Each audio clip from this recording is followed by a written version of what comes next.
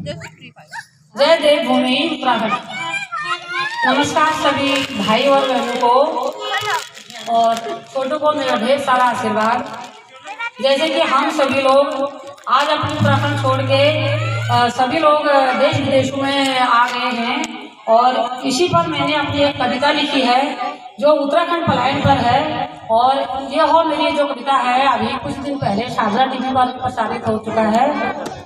आइए आप लोगों के बीच मैं अपनी कुछ छोटी बहनों के साथ इस गाने को रखने जा रही हूँ और अपने जो गाना है हमारे साथ थोड़ा साथ देना, मीठी मीठी ताली के साथ और हमारा सहयोग करें।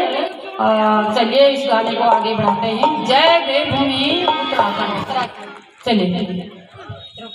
उत्तराखंड रो पहाड़